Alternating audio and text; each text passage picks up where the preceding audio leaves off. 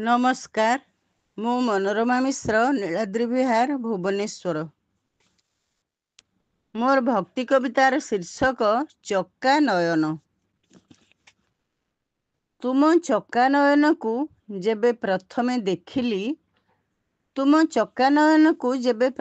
ଦେଖିଲି, ଆତ୍ମୀୟପଣଟିଏ ଛୁଇଁଗଲା ଅନ୍ତରାତ୍ମାକୁ। ବିମୁଗ୍ଧ ବିଶ୍ୱାସରେ ଭରିଗଲା ହୃଦୟ।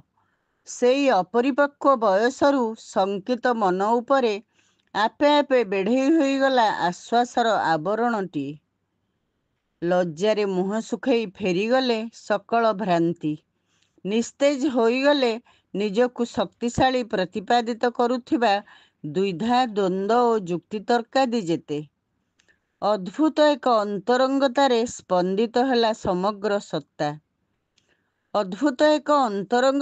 ସ୍ପନ୍ଦିତ ହେଲା ସମଗ୍ର ସତ୍ତା। ଉଦ୍ଭାସି ଉଠିଲେ ପ୍ରତିଟି ତନ୍ତ୍ରୀ, ପ୍ରତି ରକ୍ତକଣିକା। ସନ୍ତର୍ପଣରେ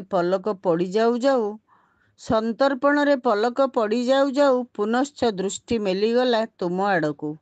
ସତୃଷ୍ଟ ନୟନରେ ତୁମକୁ ଦେଖୁ ଦେଖୁ ଦୃଷ୍ଟିରୁ ଖସିଯାଇ କେଉଁ ଛଟକରେ ତୁମେ ବସିଗଲ ହୃଦୟରେ ଯେ ଏଯାବତ୍ ବସିଛ ଏବଂ ଏମିତି ବସିଥିବ ଜନ୍ମ ଜନ୍ମ ଧରି।